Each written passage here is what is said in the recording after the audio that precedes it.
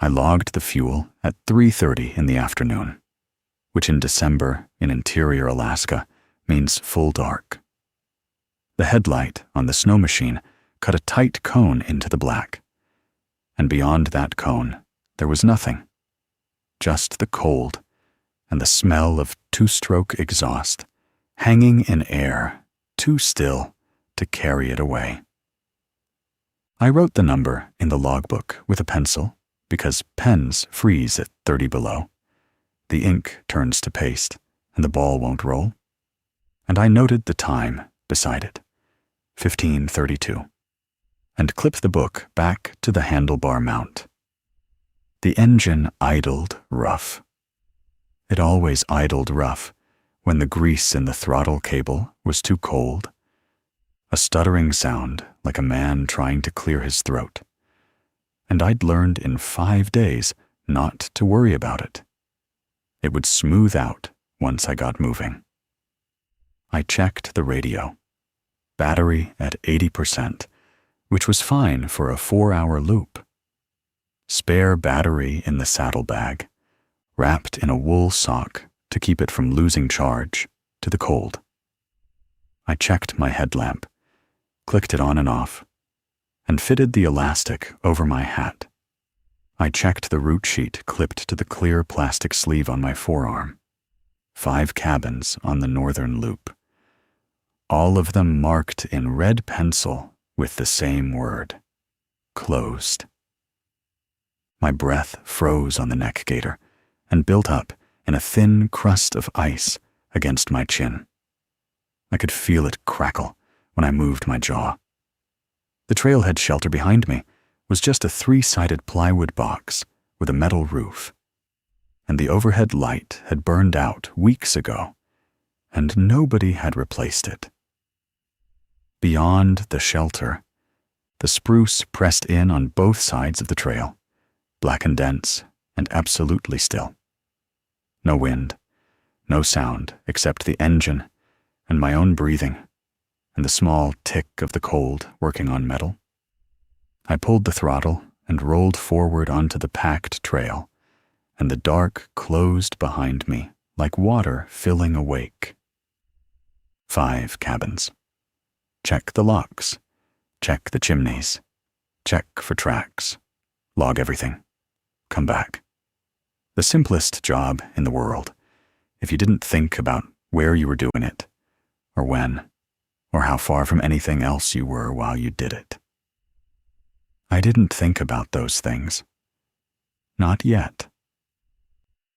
The first cabin sat 1.5 miles in, on a flat spot above a frozen creek.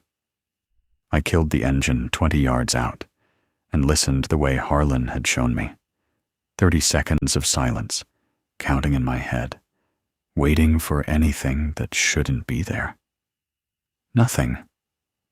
Just the cold settling and a single branch somewhere dropping its load of snow with a soft thump.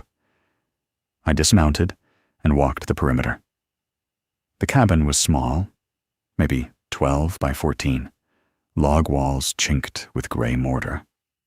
A green metal roof with a foot of snow on it, undisturbed. One window on the south side, frosted completely opaque. A solid white rectangle that told me nothing. The door had a steel hasp and a padlock, both locked, the keyhole packed with ice crystals. No tracks in the snow around the structure. None leading to the door, none leading away. The chimney pipe came up through the roof at the back, capped with a standard spark arrestor cone, and I put my hand near it without touching. Cold. Dead cold. The kind of cold metal gets when it hasn't carried heat in months. I logged it.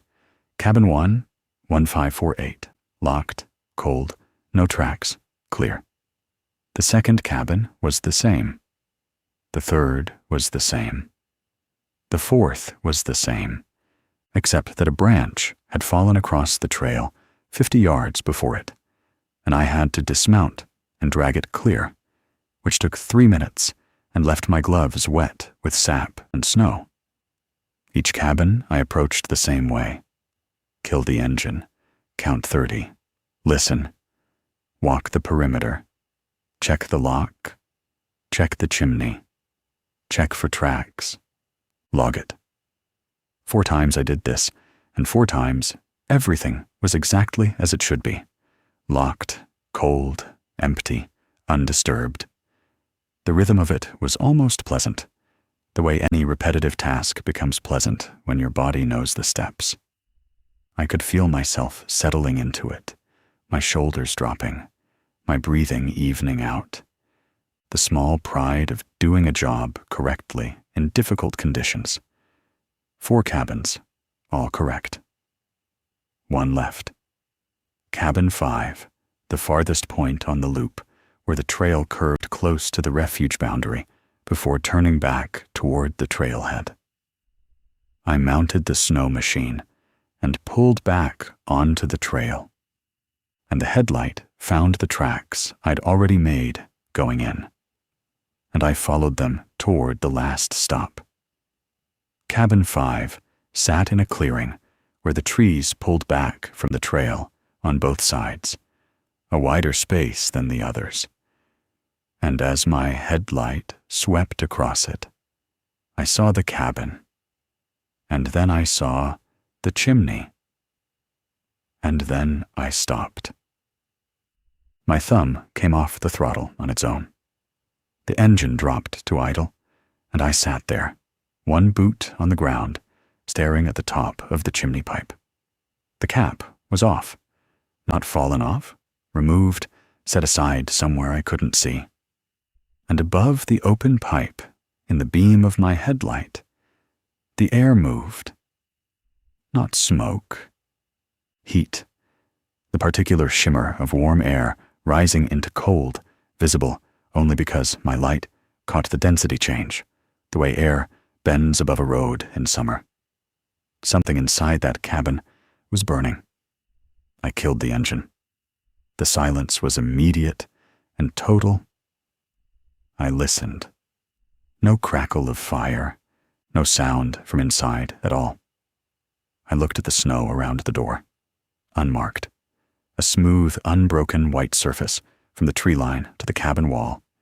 Not a single footprint, not a single drag mark, nothing. The padlock was still on the hasp. I could see it from 15 feet, the steel catching my headlamp beam. Locked. The window was frosted like all the others, but as I stared at it, I realized the frost was thinner. Not clear, not quite, but thinner than it should be, as if warmth on the inside had melted it partway from within. And behind that thinned frost, a glow. Low and orange, the color of coals in a wood stove that has been burning for hours. My hand went to the door of the saddlebag where my tools were. I was reaching for the bolt cutters, ready to cut the lock, ready to go inside and find whatever was wrong and fix it. Because that's what the job was. That's what you do when something is wrong in a cabin you're responsible for. My fingers touched the nylon case, and then they stopped, and I stood there with my hand in the air, because 3 days ago, Harlan Wick had said something to me in the vehicle bay that I hadn't understood at the time. He'd said it while looking at a map of the cabin loop. 1 finger on cabin 5. And his voice had been the same flat tone he used for everything. If you see heat coming from a chimney that's been cold for 11 years, he'd said, you don't go to the door. You come back. I hadn't asked why. I was already learning not to ask why. But standing there in the dark, with that orange glow behind frosted glass, and not a single footprint in the snow, I understood, suddenly and completely, that the rule existed because this happened. This specific thing, at this specific cabin. And I had no idea what came next, but I knew it wasn't my job to open that door. I stepped back from the saddlebag. I stepped back from the cabin. And I thought about the card in my chest pocket, the laminated card Harlan had given me 3 days ago, and how everything written on it had seemed like overcautious nonsense until exactly this moment. I found the listing on a Tuesday in October, sitting in my truck in the parking lot of Ridgeline Memory Care in Fairbanks, with the engine running for the heat. I'd just come from my father's room, where he'd looked at me for 20 minutes without recognition, and then asked the nurse who I was. The nurse, a woman named Deborah, who'd been patient with both of us for 8 months, had said my name in that gentle, correcting way that made it worse. And my father had nodded and looked at his hands and said nothing else for the rest of the visit. The facility cost $6,000 a month.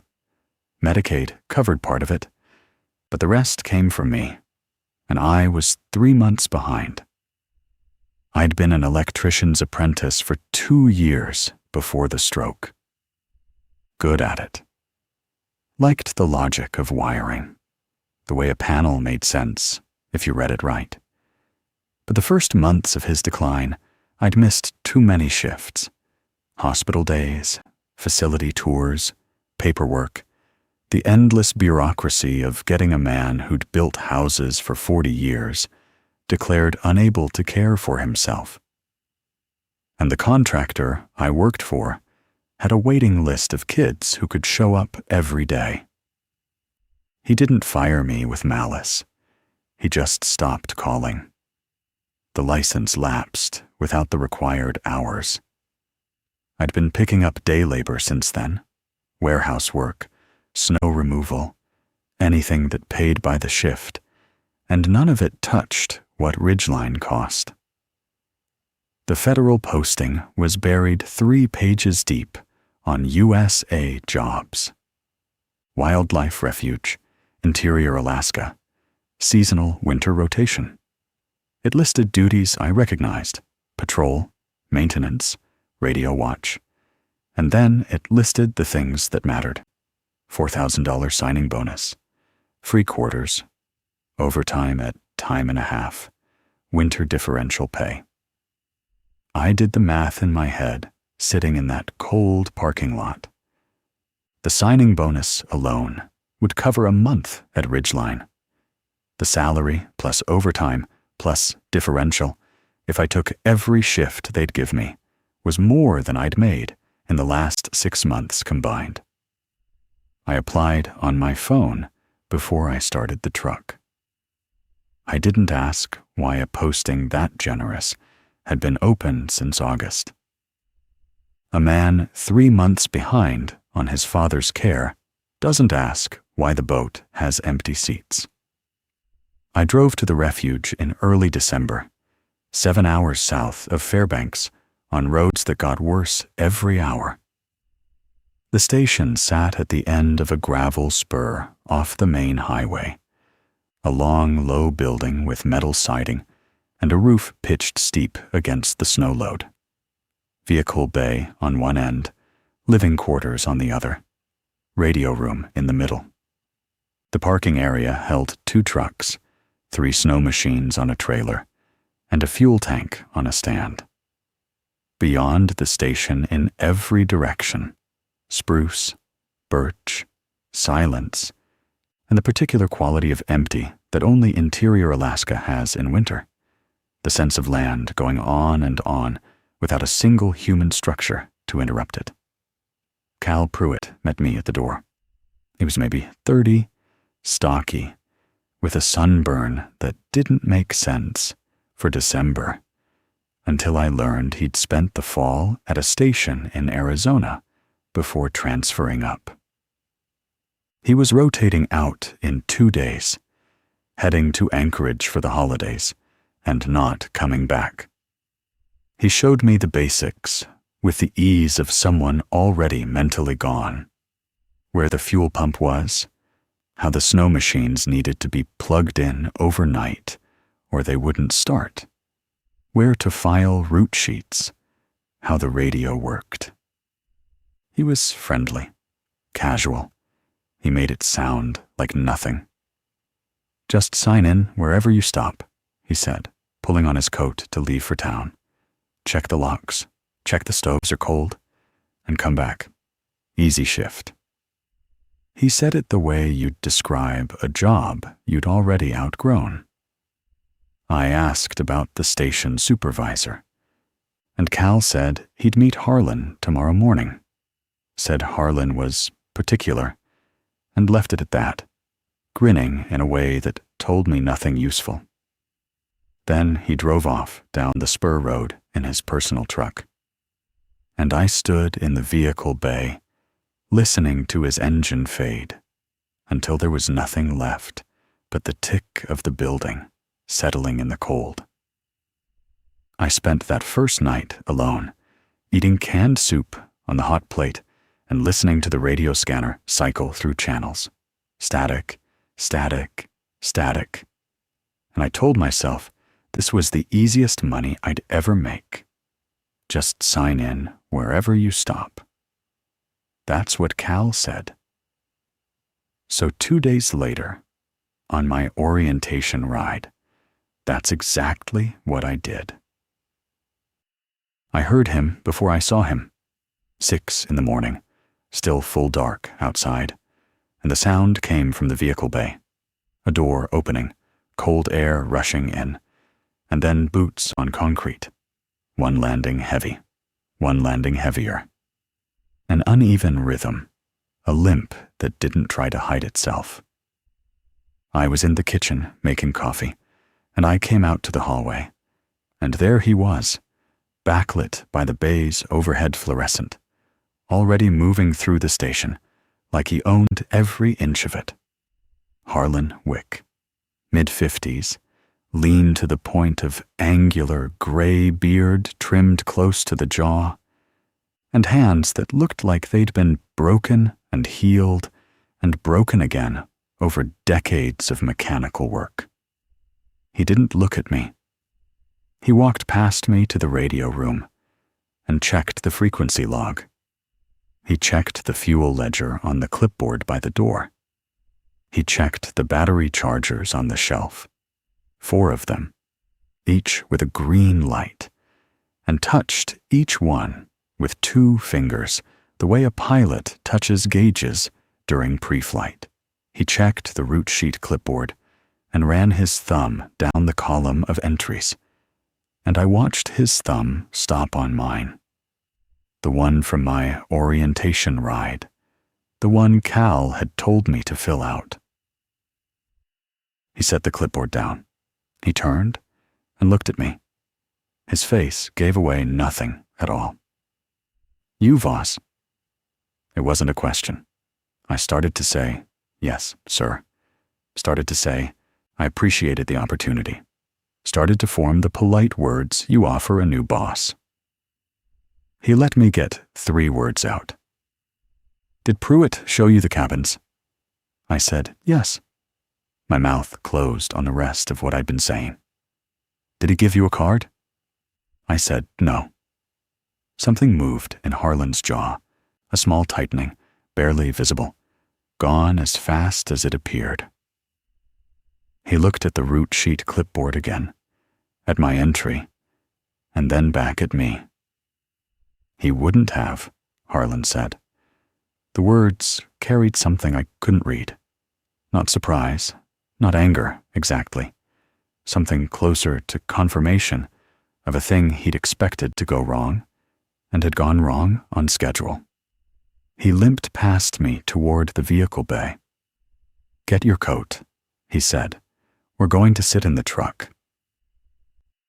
The patrol truck was a Suburban, 10 years old at least, dark green, with a light bar on the roof and a radio bolted to the dash with steel brackets.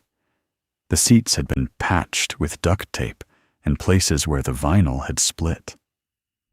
It smelled like coffee and cold vinyl, and the faint industrial smell of the hand cleaner mechanic's use. We sat inside without starting it. The engine was cold, and the cab was cold, and our breath made small clouds in the space between us. Harlan didn't turn the key.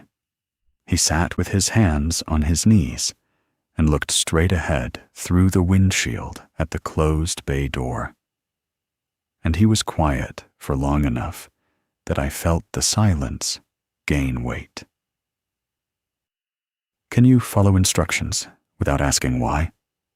His voice was even, not stern, not gentle, flat, the way a measurement is flat. I said yes. I said I was good at following instructions. I'd been an apprentice. I understood hierarchy. I understood doing what you're told.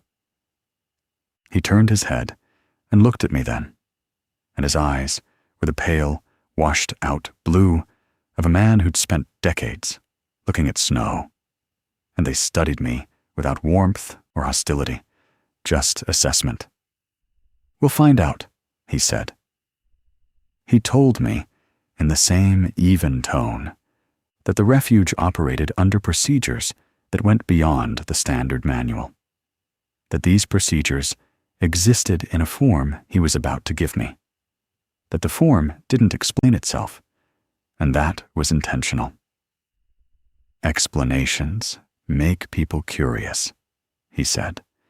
"Curiosity in the wrong direction has cost this station more men than the weather or the bears." He let that sentence sit between us in the cold cab. I waited for him to continue, to tell me what that meant, to give me the context that would make it make sense. He didn't. He let the silence answer instead. And the silence said more than words would have. Then he leaned forward, his coat rustling against the patched vinyl, and opened the glove box. The card was laminated, or had been once. The plastic had gone yellow at the edges and cracked at one corner where something had pressed against it too many times. The paper inside was white, but faded, the print slightly uneven in a way that said, "Old typewriter, not printer." Harlan held it for a moment before he passed it to me, a brief hesitation, and then it was in my hand. "Read it," he said. "All of it. Then put it in the visor." I tilted it toward the dome light. 5 lines, numbered, each one printed in the same plain typeface. I read the first 2 and felt my shoulders drop, a small release of tension I hadn't known I was carrying. Rule 1. Do not sign the register in any cabin marked closed on your route sheet. If a register is open and unsigned, close it and move on. Rule 2. If smoke is visible from a cabin chimney between November and March, do not approach the cabin. Log the location and return to station. Standard housekeeping. Fire protocol. The kind of thing every seasonal gets handed on day 1. The kind of thing you find laminated and zip-tied to a fence post at any work site in the country. Don't sign into closed buildings. Liability. Don't approach a potential chimney fire alone. Safety. I almost said something. I almost looked at Harlan and said, "This is just normal procedure, isn't it?" And let the relief show. My eyes moved down to the 3rd line, and I didn't say anything at all. Rule 3. The refuge repeater may carry a voice on Channel 4 after dark. Channel 4 has been decommissioned. Do not answer. Do not key. Do not adjust your squelch. I read it twice. The words were the same both times. A decommissioned channel that might carry a voice, written in the same flat administrative language as the fire protocol above it, as if this were equally routine, equally anticipated, equally within the range of normal operations. My fingers pressed harder on the plastic edges of the card. Rule 4. If a cabin you have not yet reached shows light through its windows, you have not reached it. Turn back to your last confirmed waypoint. The sentence structure was simple. The meaning was not. A cabin showing light that you haven't reached isn't a cabin you should go to. The rule assumed you would see light in a cabin ahead of you on the trail, and it told you, flatly, that the light was not real, that whatever you were seeing was not the cabin you thought it was, and the instruction was to turn back. It didn't say why. It didn't say what the light was instead. It just said, turn back. Rule 5. When crossing between boundary posts on the northern perimeter trail, do not stop moving for any reason until you reach the next post. If something calls your name between posts, increase your pace. Do not answer. Something calls your name. Not someone. Something. Written in the same typeface, the same spacing, the same flat operational voice as log the location and return to station. As if a thing calling your name in the dark between boundary posts were a known operational hazard, documented, expected, accounted for in the standard procedures of this particular refuge, this particular job, this particular shift. My hands had tightened on the card without my deciding to let them. I could feel the plastic bending slightly under my grip. I looked at Harlan. He was watching me, the same flat assessment as before, waiting to see which line stopped me. I opened my mouth. "What does—" I started, and Harlan said no, before the second word was fully formed. Not sharp, not raised, the same even tone he used for everything, but with a finality that closed the question, like a door. "You'll want to know why?" he said. "Everybody does." I stopped explaining why 4 years ago. He didn't look away from me when he said it, and he didn't say what had happened 4 years ago. The sentence just stopped there, incomplete, and the incomplete part was worse than any ending would have been. He reached over and tapped the sun visor above my head. I slid the card up behind the elastic band, into a groove in the fabric that was exactly the width of the card, worn smooth and dark by years of previous cards, previous hands pressing laminated plastic into the same spot. It fit perfectly. It had always fit there. Harlan started the truck.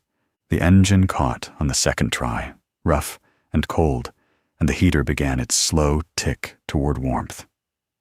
"Tonight, I ride with you," he said, backing us out of the bay into the dark. "Tomorrow, you ride alone." He said it the same way he said everything else. Flat, factual, final. And I sat in the passenger seat with my hands in my lap and didn't ask about Rule 3, or Rule 4, or Rule 5. I didn't ask what had happened 4 years ago. I didn't ask about the men, the weather, and the bears hadn't taken. I sat there, and I told myself the card was just an overcautious supervisor's eccentricity, the product of too many years alone in the woods, and I almost believed it.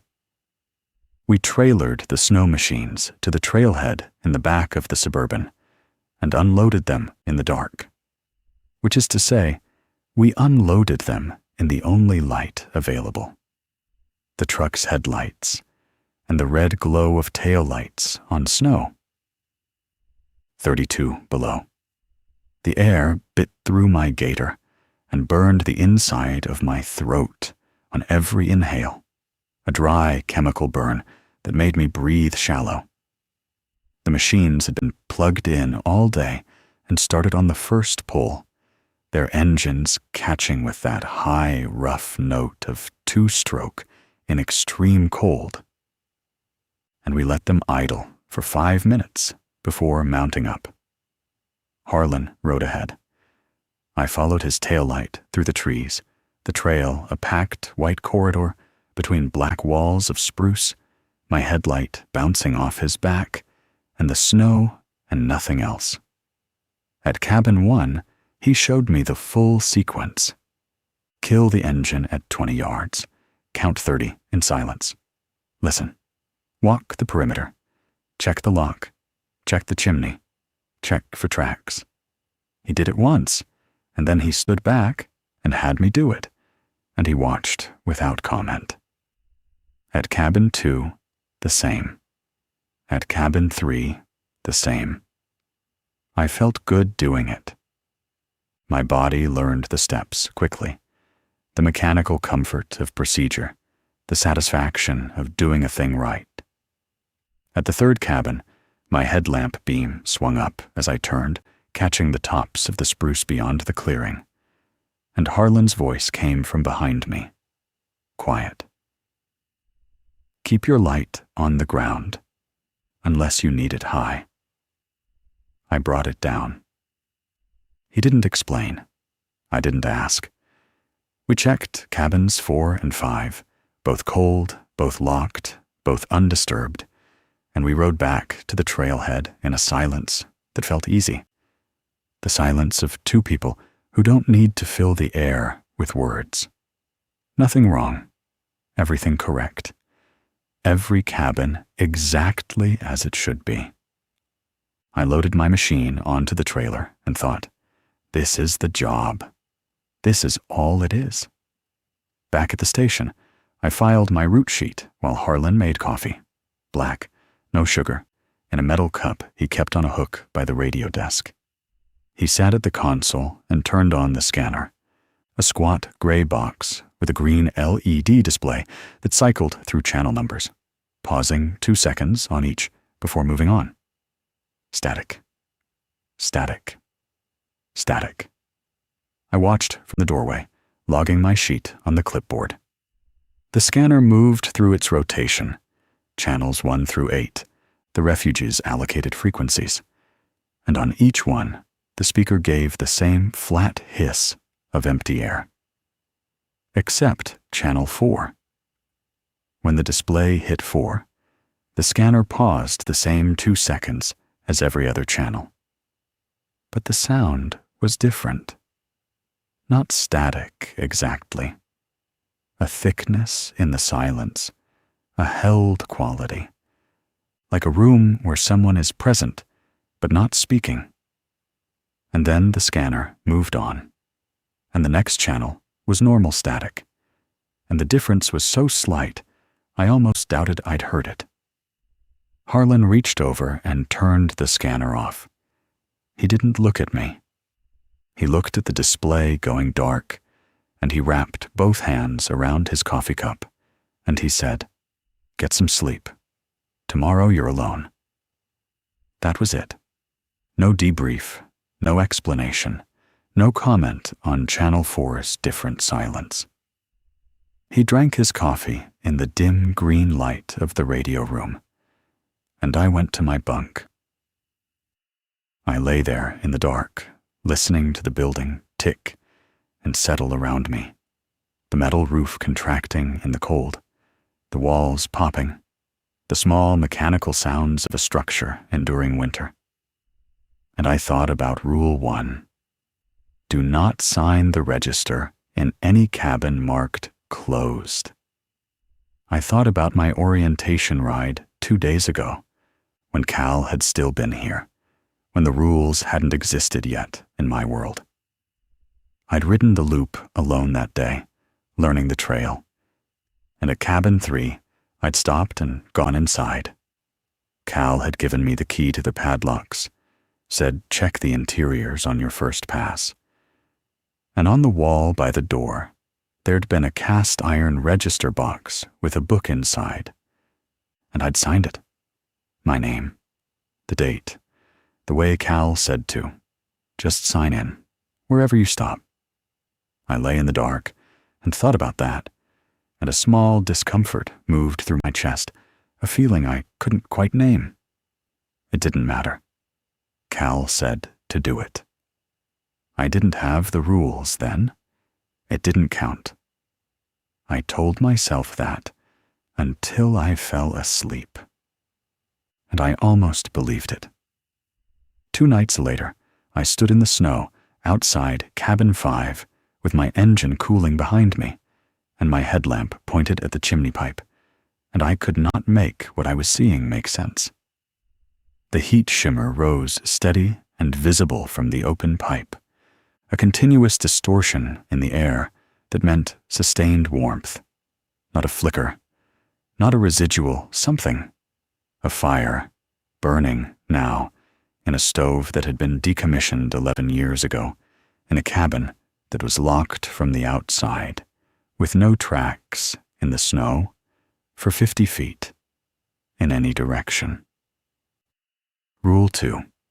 If smoke is visible from a cabin chimney between November and March, do not approach. I was already too close, 20 feet from the door, maybe less. I stepped back, 1 step, 2, and my boot found the packed snow of the trail, and I stopped. My radio was on my chest. I unclipped it with fingers that felt thick and clumsy inside my gloves and keyed the patrol channel.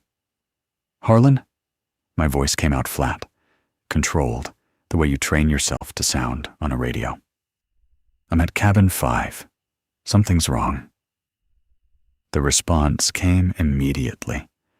No delay, no sleep-rough voice. Immediate, as if he'd been sitting at the console waiting. Which cabin? 5. I heard him breathe once, a long pause that had weight in it. Is there light in the window? I turned my head, not my body, and looked at the window on the south side. The frost was thinner there. I could see it now, a circle of thinner frost where warmth was pressing from inside, and behind it, through the remaining ice crystals, a glow. Orange. Low. The color of a stove with its damper closed and its coals banked for the night. I think so, I said. A glow. Orange. The pause that followed was shorter this time, but heavier. Do not approach, Harlan said. Do not go to the door. Do not touch anything. Come back to station, now. His voice hadn't changed, the same flat tone, the same measured pace, but he'd said the instruction 3 times. Do not, do not, do not. And Harlan never repeated himself. I mounted the snow machine. I started it. I did not look back at the cabin as I pulled onto the trail, though I could feel the window behind me the way you feel someone watching, a pressure between my shoulder blades that didn't ease until I'd rounded the first bend, and the trees closed between me and that orange glow. Halfway back to the trailhead, riding fast, my headlight cutting white through the dark corridor of spruce, the radio on my chest made a sound. Not on the patrol channel. The display had been set to channel 2, our working frequency, and it was still on channel 2, the green number steady in my peripheral vision. But the sound that came through the speaker wasn't channel 2 static. It was a click. A specific click. The sound of a transmission beginning on a different frequency bleeding through, or the sound of a frequency waking up that had been dormant so long the hardware didn't know how to display it. Then a voice. Male. Calm. Conversational. The way a ranger sounds when he's wrapping up a routine check-in. Cabin 5, signing out. That was all. 3 words and a location. A standard sign-off, the kind you'd hear 50 times a day during summer operations. But it came through with a quality that wasn't quite right. A flatness, a clarity that didn't match the usual crackle of radio transmission, as if the voice were in the speaker rather than coming through it. I looked at the display. Still Channel 2. But the transmission hadn't been Channel 2. It had that different quality, that held breath sound I'd noticed on the scanner 2 nights ago. Channel 4. A channel that had been decommissioned years before I arrived, carrying no traffic, no signal, nothing. And now carrying a voice signing out of a cabin that was locked and empty and burning from the inside. My thumb went to the key.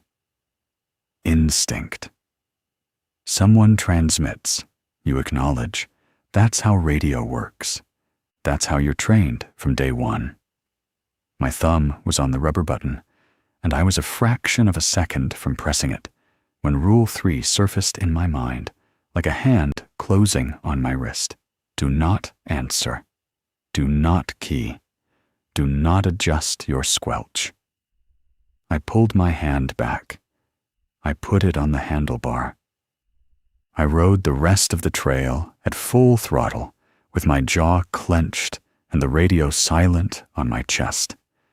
And when I rounded the last curve and saw the station lights, Harlan was already standing in the open vehicle bay with the overhead fluorescent on behind him, hands at his sides, watching the trail. He'd known. Before I called, before I said which cabin, he'd known something was coming, and he'd been standing there, waiting for me to come back from it. Harlan didn't ask if I was okay. He took my route sheet from the clipboard on the snow machine, glanced at it, and walked inside. I followed him past the radio room, past the kitchen, past the bunk rooms, to a door at the back of the station I'd assumed was a closet. It had a deadbolt that he opened with a key from a ring on his belt. Inside, a long, narrow room with metal shelving on both sides, lit by a single bulb in a cage on the ceiling. Search and rescue storage, coils of rope on hooks, old harnesses, their webbing faded and stiff, dented aluminum thermoses, a litter folded against the wall, stacks of topo maps so old the paper had gone soft at the folds. And on the bottom shelf, running the full length of the room, a row of green 3-ring binders. Each one had a label on its spine in faded marker. Decades, starting in the 1970s and running forward to the present. Harlan went to the shelf without looking, the way you reach for something in your own kitchen, and pulled out a binder from the middle of the row. Its spine was cracked white with use. He carried it to a metal desk under the single bulb, opened it to a tabbed section near the middle. The tab read, Cabin Network Incidents, in someone's careful block printing, and turned it so I could see. Read, he said. The pages were lined incident logs, handwritten, each entry following the same format.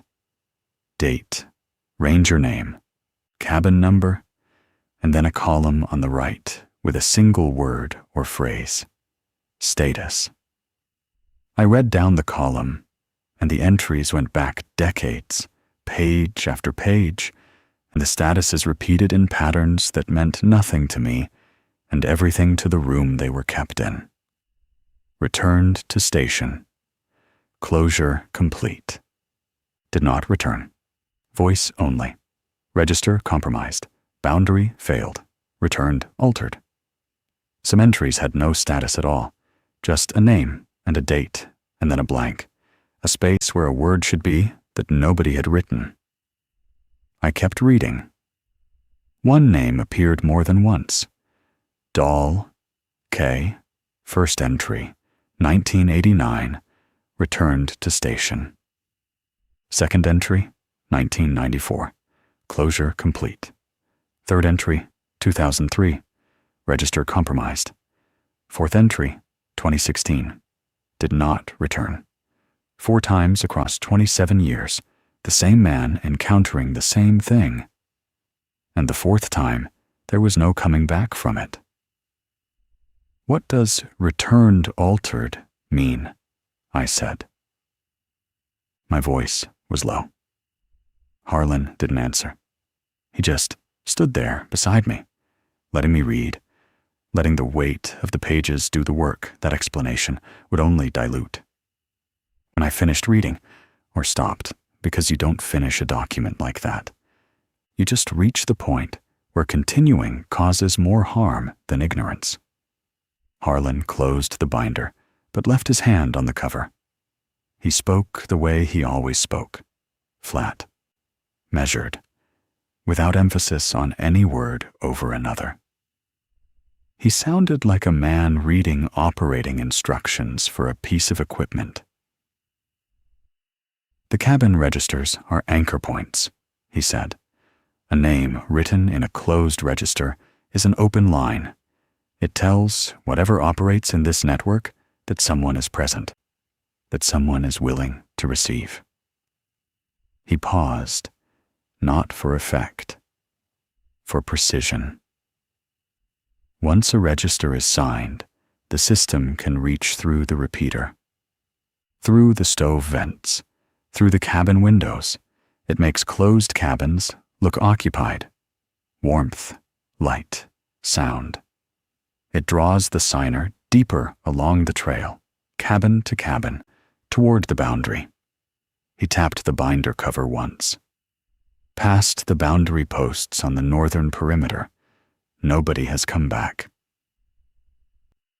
I waited for him to say more, to name it, to give it an origin, to tell me what it was. He didn't. It doesn't drag anybody, he said. It doesn't chase. It invites. It makes the next cabin look warm. It makes it sound like someone you'd trust is inside, waiting for you. And it uses voices. He said that last part the same way, flat, operational. But something in the word voices carried a different weight. Voices the signer would trust, would recognize, would follow. He looked at me then, directly, the way he'd looked at me in the truck that first morning. Assessment without warmth. Did you sign any registers this week? The question was quiet. The room was quiet. The single bulb buzzed faintly above us, and my stomach dropped. A physical sensation, the feeling of a floor giving way beneath your feet. I knew the answer. I'd known it since I lay in my bunk 2 nights ago, trying to convince myself it didn't matter. But hearing the question out loud, in this room, in front of this binder full of names and statuses and blanks, the answer was something I could no longer keep behind the wall I'd built around it. I told him, Cabin 3, my orientation ride, 5 days ago. Cal had given me the padlock key and told me to check the interiors. And when I saw the register on the wall, I'd signed it the way Cal said to. Full name, date, Elliot Voss, December 4th. I'd written it in ink, in my own hand, and I'd moved on to the next cabin without a second thought. Harlan closed his eyes, just for a second, not long enough to be dramatic, just long enough to confirm something. When he opened them, his face was the same. Which cabin? 3? Full name. Yes. Date. Yes. He turned away from the binder and looked at the wall of maps, and for a moment I thought he was going to say something about Cal, about why Cal hadn't warned me, about why Cal had given me the key, and the instruction and none of the rules. What he said instead was worse than anger. Then it has everything it needs. He walked to the door of the storage room. "The line's open," he said, his back to me. "You opened it. Pruitt should have told you." A pause. One beat longer than his usual pauses. Pruitt should have known. There was something in those last 4 words. A depth I couldn't quite reach. A question about Cal that Harlan wasn't asking out loud, but was leaving in the air for me to notice. Why had Cal told me to sign in? Why had Cal given me the key? Had Cal known about the rules and chosen not to pass them on? Or had Cal never received them either? And if Cal had never received them, who had failed to hand them to Cal? I followed Harlan out of the storage room. He locked the door behind us and limped back to the radio room without speaking. And I stood in the hallway thinking about my name in that register, Elliot Voss, in my own handwriting, sitting in a locked cabin in the dark. The radio woke me. Not the alarm. The radio. I'd fallen asleep at the desk in the radio room, my head on my folded arms, the shift log half finished beneath me. The clock on the wall said 2:14 a.m. The scanner was off. Harlan had turned it off hours ago, but the console speaker was making a sound. A low hiss, rising in pitch, and then a click. The click of a channel opening. The display on the console showed channel 2, patrol frequency, our frequency, but the sound coming through was wrong. Too clear, too present. That held breath quality I knew now, the sound of channel 4 bleeding through hardware that shouldn't be able to carry it. Then the voice. Elliot. My father's voice. Not like my father's voice. His. The exact pitch, the exact weight of the syllables, the way he said my name with a slight emphasis on the second syllable that nobody else in my life had ever reproduced. My father's voice from before the stroke, from when he still had all his words, from when he could still hold a sentence together and make it mean what he wanted it to mean. "I'm cold, son. Can you come check on me?" My hand was already on the desk, already pushing me upright, already moving toward the mic on its coiled cord. I watched it move the way you watch something happening to someone else. "You remember the garage," the voice said, "the panel we wired in the garage. You dropped the wire grabber twice before you got it right." Wire grabber. That's what my father called needle nose pliers. He'd called them that for 40 years, and my mother had corrected him every time, and he'd kept saying it. Nobody else on earth called them that. Nobody.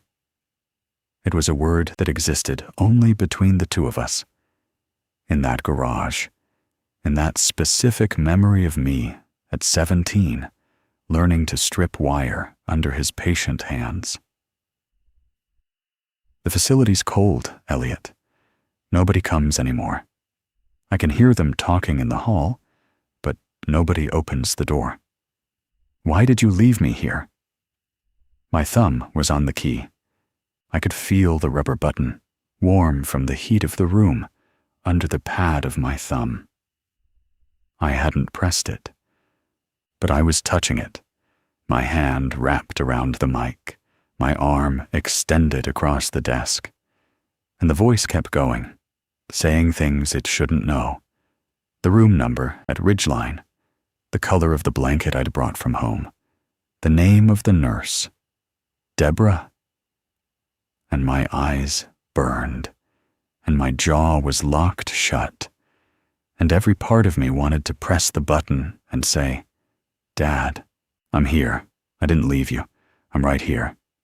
Read the card. Harlan's voice. Not from the radio, from the doorway behind me. Real. Present. The sound of boots on the floor. The creak of his bad leg taking weight. He was standing in the doorway in his undershirt and work pants. His hair flattened from sleep on one side, and his face was completely calm. Out loud, he said, now. I pulled the card from my shirt pocket with the hand that wasn't holding the mic. My fingers shook, getting it out. I looked at the 5 lines and started reading, my voice flat, cracked at the edges, fighting to be louder than the speaker. Rule 1. Do not sign the register in any cabin marked closed on your route sheet. If a register is open and unsigned, close it and move on. The voice underneath mine. Elliot, please. I'm so cold. Rule 2. If smoke is visible from a cabin chimney between November and March, do not approach the cabin. Log the location and return to station. Rule 3. The refuge repeater may carry a voice on Channel 4 after dark. Channel 4 has been decommissioned. Do not answer. Do not key. Do not adjust your squelch. By the 3rd rule, my hand released the mic. I felt my fingers open one at a time, felt the coiled cord pull it away from me, felt it swing back to its cradle. By the 5th rule, the voice had thinned to something I could barely hear. And then the channel closed. The hiss cut to silence. Dead air. Nothing. The display showed Channel 2. Just Channel 2. Harlan crossed the room and sat in the chair beside the console. It knows your name because you wrote it in the register, he said. It knows your voice because you spoke on the patrol channel. It heard you report from Cabin 5. Everything else it gets from you. From your reaction. From what you almost said back. He looked at the silent radio. Don't give it more. Harlan didn't let me sit with it. He stood up from the radio console and walked to the storage room, and I followed, because following Harlan when he moved with purpose was the only thing that felt solid. He unlocked the door, went straight to a locker on the far wall I hadn't noticed before, gray metal, combination lock, and opened it. Inside, hanging from hooks on the back panel, were tools I didn't recognize. He took one down and set it on the desk. A knife with a brass handle and a short, flat blade, like a box cutter, but heavier, older, the handle worn smooth from use. To close the line, he said, you go to every register you signed. You strike through your name with this. He tapped the knife. Your hand. Same hand that wrote it. Nobody else can do it. Doesn't matter if I wanted to. It wouldn't take. He said it without frustration, without wishing it were different. A fact. But the system is active now, he went on. It's been active since the chimney lit up. And when it's active, it replicates. Your signature in Cabin 3 was the original. By now, it's copied that signature into other registers along the network. Cabins you never entered, never touched. It puts your name there, so you'll think you've already been. So you'll think the work is done. He unfolded the route map on the desk and put his finger on Cabin 5. You start here, farthest from the station. Work inward. 5, 4, 3, 2, 1. Every register. If your name's in it, you strike it. If it's not, you check it anyway. You don't skip. What's the deadline? I asked. He pointed to the map's northern edge, where a small triangle was drawn in pencil. Perimeter beacon, northern boundary, Light runs all night, shuts off at civil twilight. He looked at the clock on the wall. Sun clears the ridge around 10. Whatever's open when that beacon goes dark stays open. He paused. Stays open for good. I asked, what happened then? What stays open meant for me, for the station, for whoever came next. He looked at the binder on its shelf. You read the blanks, he said. That was the answer.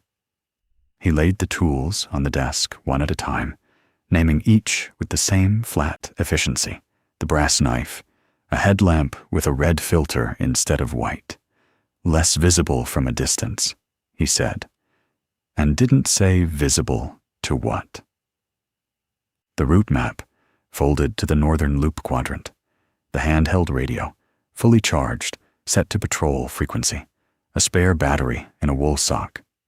He lined them up in a row, and I looked at them, and they were just tools.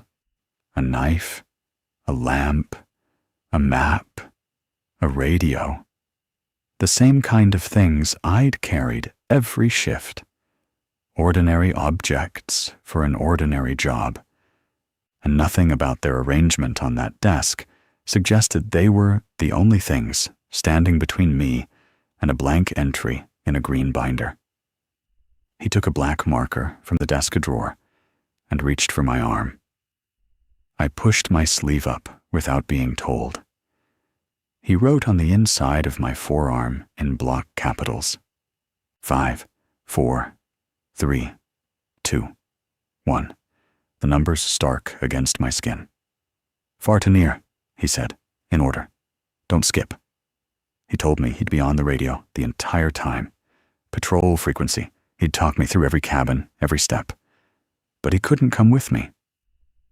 If I cross into the network while it's open, he said, it has 2 voices to use instead of 1. 2 sets of things to know. You go alone. I talk you through. That's the most help there is. I packed the tools into a canvas bag from the locker. The brass knife went in last, on top, where I could reach it fastest. I zipped the bag and slung it over my shoulder and walked to the vehicle bay where my snow machine sat idling, plugged into the block heater, the engine ticking warm. It was 11 at night, civil twilight around 10 in the morning. 11 hours, 9 miles of trail, 5 cabins. I had time. Harlan stood in the bay door as I mounted up, his silhouette framed by the fluorescent light behind him. And the last thing he said before I pulled onto the trail was, "Stay on patrol frequency. Don't touch the dial. Whatever you hear that isn't me, isn't me." Then I was on the trail. The engine loud in the dark, the station light shrinking behind me until the trees swallowed it. And I was alone with the cold and the kit and the 5 numbers on my arm. The clearing around cabin 5 looked the same as it had hours ago. Heat shimmer above the chimney, orange glow behind the frosted glass. No tracks, no sound. The padlock on the hasp catching my headlamp beam, steel and ice crystals, latched shut. I killed the engine and stood in the silence and keyed the radio. I'm at 5. Harlan's voice came back low and steady. This is the procedure. Rule 2 is for normal patrol. You're in closure now. Open it. I took the bolt cutters from the saddlebag and set the jaws on the padlock's shackle and squeezed. The steel parted with a dull snap. I pulled the lock free, lifted the hasp, and opened the door. The warmth hit my face like a wall. Inside was impossibly warm, the stove glowing deep orange, coals visible through the damper slot. Heat radiating off the cast iron in waves I could feel from the doorway. But there was no wood in the stove, no ash box, No poker. No sign anyone had fed a fire in over a decade. The register was bolted to the wall beside the door, a cast-iron box with a hinged lid. I opened it. The logbook inside fell open to a page near the middle, and there it was. My name. Elliot Voss. Today's date. My handwriting, the exact slant, the exact way I cross my T's. I had never been inside this cabin. I had never opened this register. I had never written these words. I took the brass knife from the bag and drew a single firm line through the name. Left to right, pressing hard enough to score the paper. The warmth died. Not faded. Died. Instant. The coals went from orange to black in a time it took me to blink. The stove was cold. The cabin was cold. The air hit my lungs like walking into a freezer. I could see my breath now, in a room that had been tropical 3 seconds ago. I closed the register, stepped out, and pulled the door shut behind me. I was half a mile out from cabin 4, riding the trail between dense spruce, when I saw it. A light in the trees ahead, warm, yellow, steady. The kind of light a lantern makes inside a cabin, spilling through a window into the dark. It looked close. It looked like a cabin I was approaching, like someone had left a light burning for me, like the next stop on my route was occupied and warm and waiting. Rule 4 surfaced in my mind as clearly as if Harlan were reading it into my ear. If a cabin you have not yet reached shows light through its windows, you have not reached it. Turn back to your last confirmed waypoint. I keyed the radio. I can see light ahead. Cabin 4. It's showing you what it wants you to see, Harlan said. The light isn't real. Keep going. When you open the door, it'll be dark. I kept going. The light stayed steady through the trees, growing brighter as I closed the distance, warm and inviting. And I understood, with a cold clarity, what the system was doing. It was making the next cabin look occupied. It was making the next stop look safe. It was making me want to arrive there, making the approach feel like relief instead of danger. The light said, "Someone is here." The light said, "You're not alone." And both of those things were lies printed in photons on glass. I reached the clearing, killed the engine, walked to the door, cut the padlock, opened it. Dark. Freezing. No lantern. No light source of any kind. Just a dead cold cabin with frost on every surface and my breath making clouds in the beam of my headlamp. The register was on the wall. I opened it. My name. Same date. Same handwriting. I struck through it. The page went flat and dead under the brass blade. I closed the register and stepped back outside and looked through the window at the trail I'd ridden in on. No light. Nothing. Just black spruce and snow and stars. The trail between cabin 4 and cabin 3 ran along the northern perimeter of the refuge, the part of the loop that brushed closest to the boundary. I knew this from the map. I also knew it from Rule 5, because the rule specifically mentioned the boundary posts on the northern perimeter trail. And as my headlight swept ahead, I could see the first one. A square wooden post, painted white at the top, standing at the trail's edge, where the maintained path curved close to unmarked wilderness beyond. I passed the first post and opened the throttle. Between posts, Rule 5 territory. Do not stop. If something calls your name, increase your pace. The voice came from my left. Close, not from the radio, from the air, from the trees, from somewhere just past the edge of my headlight beam. My father's voice, clear and strong and present in a way the radio version hadn't been. "Elliot, stop." I didn't stop. My hands tightened on the grips. "I'm right here, son. I came to find you. I walked out of that place. I walked all the way here." The voice was moving with me, pacing me, staying at the same distance off my left shoulder. "Room 14. You know the room. They don't lock the doors at night. I walked out, and I came to find you, because you stopped coming. Room 14. That was the room number, the real room number at Ridgeline. "I'm so cold, Elliot. Please stop. Just stop the machine and come help me back. It's not far. I'm right here." I said Rule 5 under my breath, a whisper lost under the engine noise. "Do not stop moving for any reason until you reach the next post.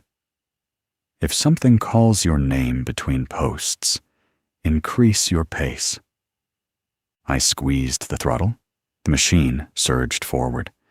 The voice fell back, 1 foot, 2 feet, 5, and then I saw the second post ahead, white-topped, solid, real, and I passed it, and the voice stopped.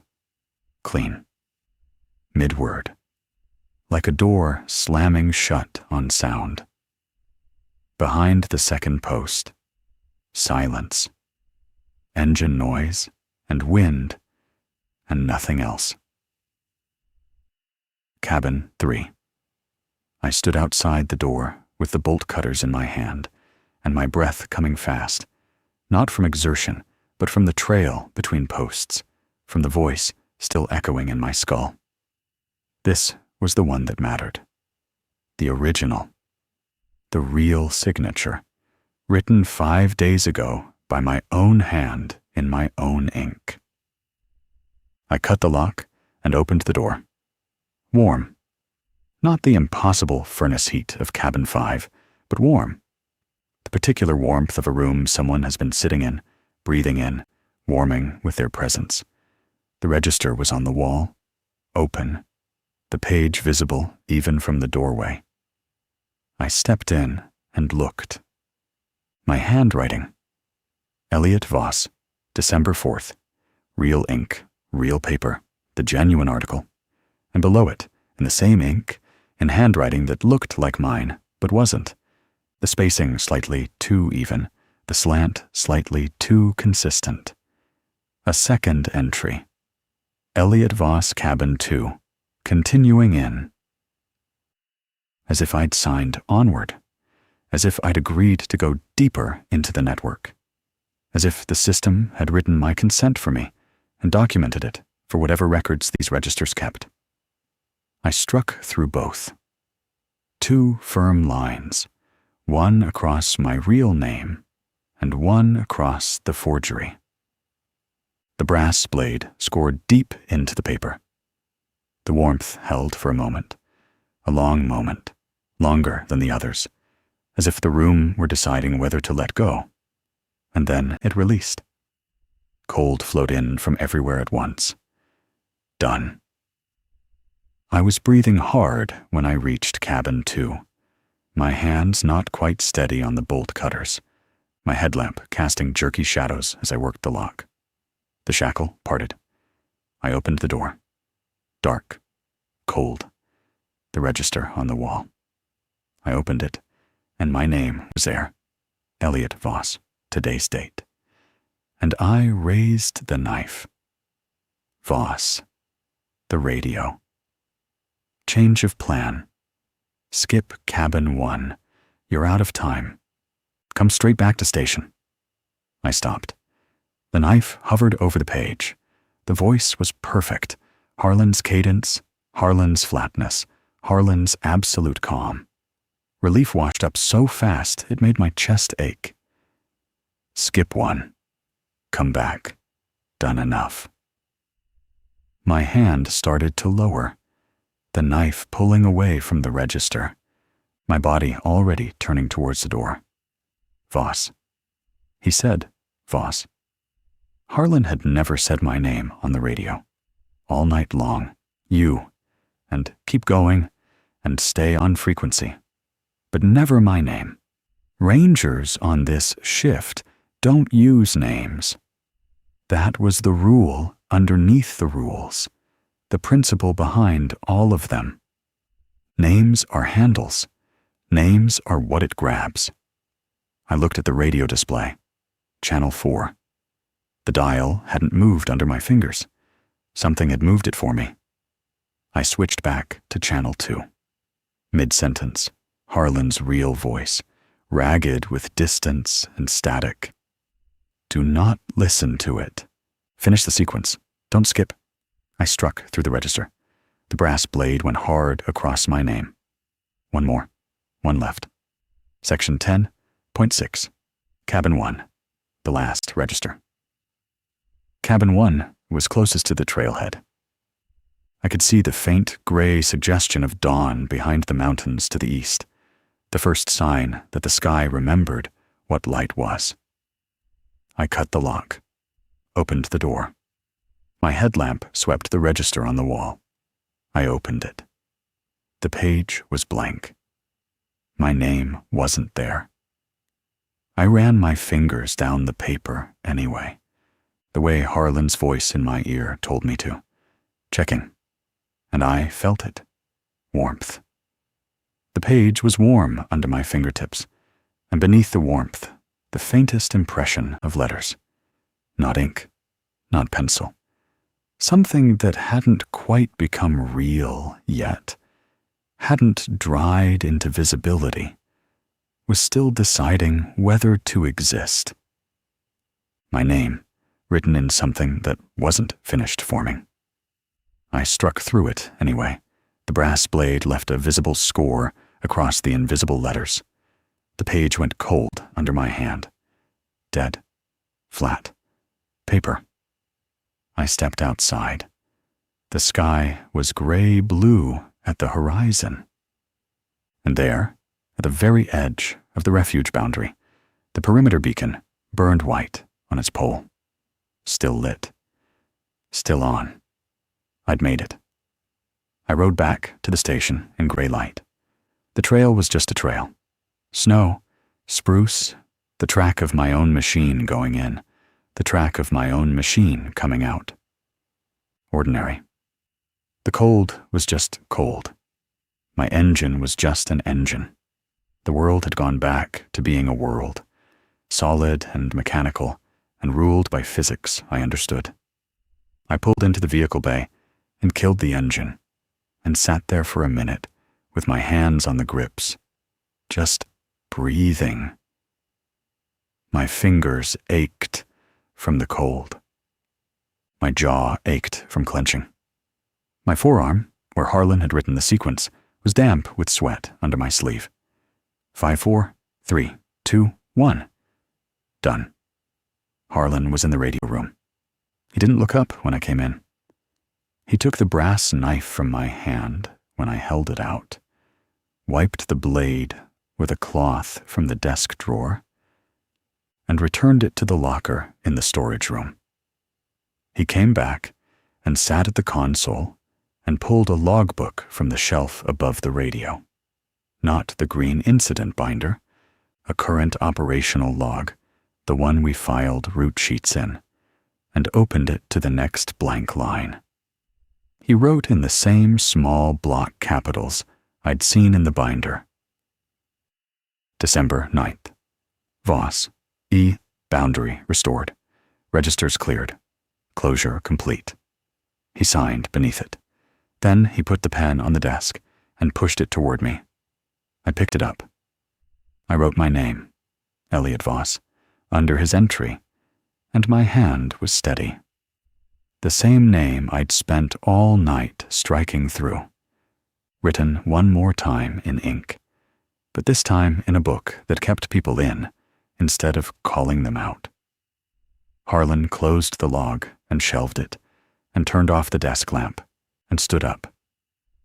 "Get some sleep," he said, limping toward the door. "You're on again tonight." He was almost out of the room when he stopped and half-turned, his hand on the frame. "The card," he said. "Keep it in your pocket from now on, not the visor. Your pocket." He didn't say why. He didn't have to. The visor was for new men. The pocket was for men who'd used it. 3 weeks later, a truck pulled up the spur road, tires crunching gravel under fresh snow, and a kid got out. 22, maybe less. Clean-shaven, new boots, a parka so stiff with sizing it crackled when he moved. Reese Tanaka, the paperwork said. Seasonal, winter rotation, same posting I'd filled 6 weeks ago. He shook my hand with too much grip and told me about the signing bonus twice in the first 10 minutes. And I watched him and remembered being him. The signing bonus mattered because it always mattered. Nobody came here because the work sounded good. Harlan told me to ride with him on his first patrol. So at 4 in the afternoon, dark already, of course, always dark, I sat in the passenger seat of the Suburban while Reese logged his fuel and checked his batteries and clicked his flashlight on and off. He was smiling. He had the specific energy of a man who thinks he's gotten away with something, who can't believe they're paying him this much to sit in a truck and drive in circles. I reached into my chest pocket and took out the card. It was more worn than when Harlan had given it to me. One corner cracked where I'd gripped it during the ride between boundary posts, the laminate peeling slightly at the top edge. I held it for a moment, feeling the weight of it, the thinness of the plastic and the paper and the typewriter ink that was the only thing between a man and a blank entry in a green binder. Then I put it in his hand. "Read the card," I said. He read it. His eyes moved down the lines, and I watched his face the way Harlan had watched mine, waiting to see which line stopped him. He got to Rule 1 and snorted. A real laugh, bright and disbelieving. "Don't sign the register?" He looked at me, grinning, waving the card slightly. "Is this a thing? You guys do this to every new hire? The dead channel, the light in the cabin. Come on." He laughed again, waiting for me to break, to grin back, to let him off the hook. I didn't smile. I looked at him until the grin went uncertain at the edges, until it started to fade. And then I said the only thing worth saying. The rules aren't up for questioning. They're up for following. I took the card back and slid it up behind the elastic band on the sun visor above his head into the worn groove that fit it exactly. He watched me do it, and he wasn't smiling anymore. "Start the loop," I said. He started the loop. The engine turned over. The headlights cut into the dark. The radio hissed low on the dash, cycling through channels, static, static, static, and outside the windshield, the spruce pressed close on both sides, black and still, and waiting. I sat in the passenger seat and watched the kid drive, and I didn't tell him about the garage, or the voice, or the brass knife, or the binder full of names. I didn't tell him about the warmth in a dead stove, or the light in an empty window, or his own name written in a book he'd never opened. He'd learn what he needed to learn, the same way I had, by following the rules, by not asking why, by keeping the card close enough to read when the time came to read it. The radio hissed. The dark held still. And somewhere far out on the northern loop, 5 cabins sat locked and cold and empty, their registers blank, their chimneys dead, their windows frosted white, waiting for the next name written in the wrong place, on the wrong page, by the wrong hand.